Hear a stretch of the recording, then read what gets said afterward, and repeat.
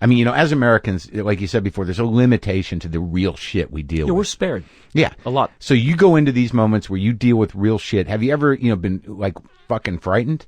No. And I'm not a tough guy. I'm not brave. I mean, I've met tough. Yeah. And believe me, I'm not it. I've met strong. I'm not it. I'd like to say I was, but I'm not. And Who are these people? People you meet in Africa. I just spent 3 weeks traveling with a guy who has fought in southern Sudan against the North for 20 years. He and I went back to places where he had fought, and on the ground still are a bunch of bullet shells. And he's looking down in ditches going, oh, there's that ammo can. And my best friend died underneath that tree. And I said, how many times have you come back to this place? He goes, this is the first time I've been back here since 1996. And the guy's like, hyperventilating. And what's that mound in the cornfield? Oh, a mass grave. And people's clothes are coming out of the dirt. And the corn is growing on top very well because of the human fertilizer under the ground. That's tough. And all this guy wants is peace and freedom for southern Sudan. He loves his children. He's got beautiful kids, an amazing wife. And we've got dudes with their baseball caps on backwards going like, get your tits out, dude. Yeah. And when you see a guy like this who has killed a lot of people, has been shot at, has eaten rotting animals to survive, has been through this whole thing and, never curses, is this soft-spoken guy. Yeah. When you encounter that, it makes you check any of your... what are you looking at? Yeah. You realize you don't have much of that. Because I think that's an example of the abyss looking back at you. Yeah. And so I go into these situations and I learn a lot. And you learn a lot about yourself. And so for me, I try and be real honest, call it as I see it. And it's just, for me, it's just how honest do you want to get with it? How far will you go to get real answers? And having done a lot of work with the USO, having been to Iraq and Afghanistan. How do you reconcile that? Like, there was an issue that I had at one time that if you're against the war, which I know you are to some degree. To a complete degree. So then when you work with the USO and you perform for the soldiers, and you also sort of get a sense of this country, of where we come from, that, like, I'm finding as I get older that a lot of the anger I had towards ignorance, I've had to sort of shift a little bit towards empathy in order to understand myself and to understand who I'm dealing with. Absolutely. Now, when you perform for the troops, you're obviously empathetic for their situation, that the position they're in. But how do you reconcile being so anti-war and yet still in support of the troops? Well, that's a really good question, and I'll do my best to attempt to answer it and not parse words, because I'm not trying to be a lawyer. Right. I'm against any war. I don't believe there's the good war. The reason I can justify doing USO stuff is because I like the soldiers. They're young people. They're just getting their heads around it. I've never yet met one person of the hundreds, maybe thousands of soldiers I've met in many, many trips all over the world with the USO. I've never met anyone who said, boy, I sure love getting up in the morning and killing people. I've never met anyone who says that. They're like, I miss my kids and my wife. I hope they wait for me. I've gone to Walter Reed many times, Bethesda Naval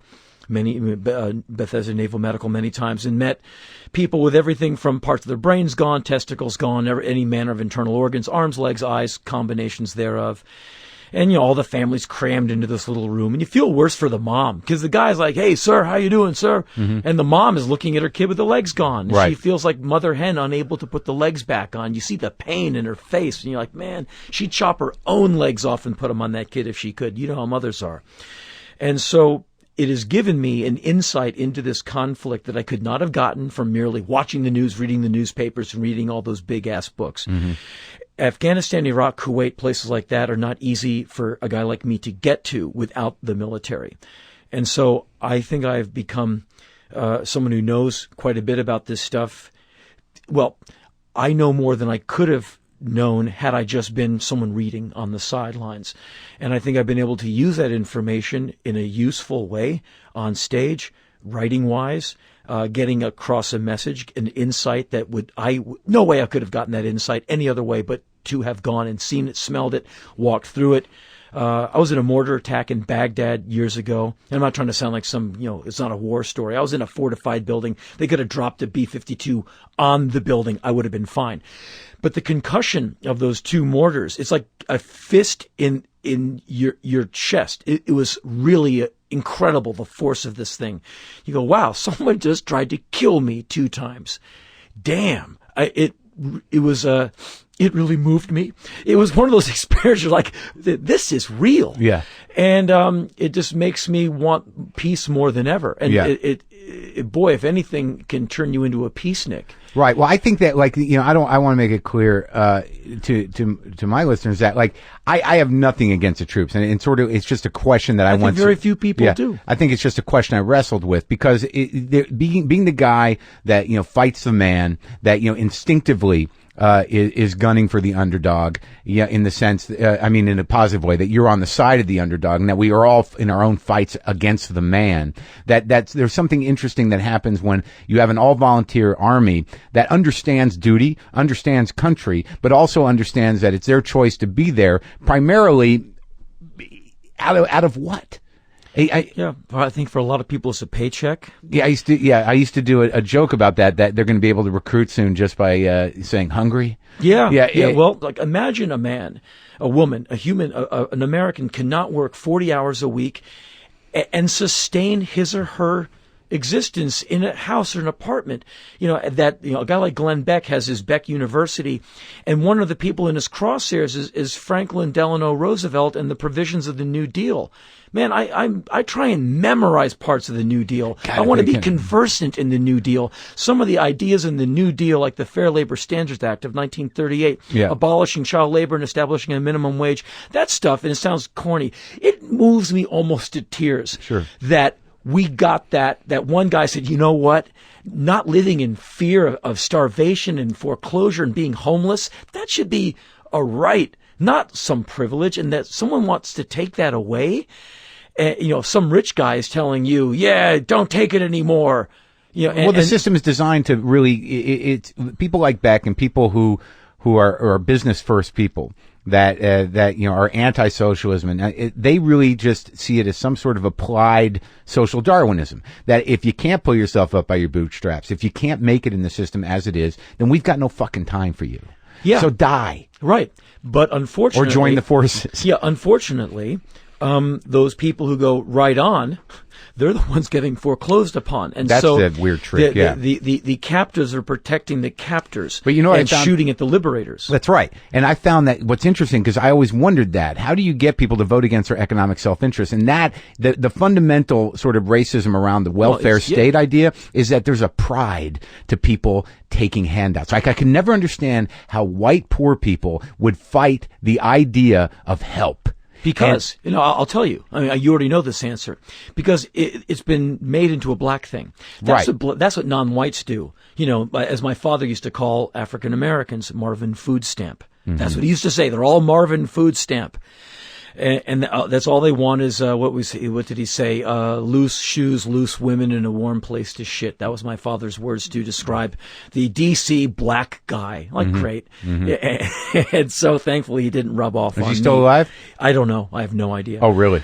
Guys like him are too mean to die. I think they look at death and go, come on! And death goes, no, when was the last time you saw him? 1980 something. Really? And no contact? No. I have no idea where he lives. I don't get revenge on people. I just split. If you rip me off or do bad to me, I leave. I don't come back. No curiosity? No, not really. No, I left the litter. I got no curiosity about what he's doing, where he's at. He never told me much about him. He has brothers and sisters. I don't know any of their names. I don't know how many of them Where's Rollins come from? Rollins comes from a college my friend's so that's not sister your real was name. going to. No. When I joined Black Flag, the first thing they said was, give yourself a little bit of room between you and the cops, because this time tomorrow you're going to be in the LA Times. And they were right. And so how much do you think you were driven by spite? Well, I was told in high school that I was going to be mopping floors, and I was told I'd never succeed. And so that was a great impetus to work. And one of the things I always wanted to do was do better than my parents, which I'm sure in some ways they're probably very happy about, because I'm sure I outgross them and outdo them on every level, which is what the offspring should do. That's my kind of social Darwinism. Like, Right. yeah, do better. And hopefully your parents give you the big alley up so you can get over the wall that they couldn't get over. And then you have offspring and you get them over the wall that you couldn't. But do you ever consider that, like, your father's disposition and whatever abandonment was there, are you ever grateful for the sort of fire he put into your soul? Hubert Selby, the great writer, Sure. he told me to be grateful for all of that. Henry, if he wasn't such a bastard to you, you wouldn't be on this stage tonight. You might be a banker. And I said, he's kind of right about that. And when you see all those, the comedians or people who get things done, quite often the home life was not so rosy. They come from, not the best home life. And it was quite the incentive to... So do you forgive him? I don't really do forgiveness in that... Isn't that part of it, Henry? Isn't that part of the missionary position? No. Not Forgiveness? Well, I just let him be his bad self, and I'm doing my thing. But that doesn't harden your heart? No, I'm just letting him do his thing. Okay. And how am I returning the favor? I'm not going to his house and breaking him into little pieces with a lead pipe. So that's it. Okay. And since I'm a cool guy, he gets to live another day. Oh. But and maybe Mark, that's my forgiveness. No, I believe, and someone once said to me, I'm going to hack it to pieces, that you should not build a bridge so brittle that you can't go recross it if you have to. And so that's pretty true. If you're going to be like, tough guy, here it is, you're going to have to eat some of your own every once in a while, because if you say it, eventually you're going to eat that sword. And so I think we must, in this life, we must be flexible lest we become huge hypocrites. And, I'm a hypocrite enough of the time anyway, being a human and complex. That's what I'm telling myself anyway. But you don't carry any pain. No, well, sure, I carry some pain. I just wish things had been better. I do remember when I hit puberty, I remember thinking to myself, I wish I had a male figure in my corner.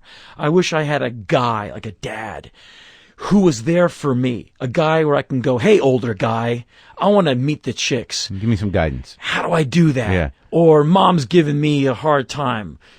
Take my side. Walk me through this. Yeah. And so I didn't have that. And a lot of people don't. No, I know. And you may not have, but a lot of us don't. And, you survive. Humans are pretty bounce, we bounce.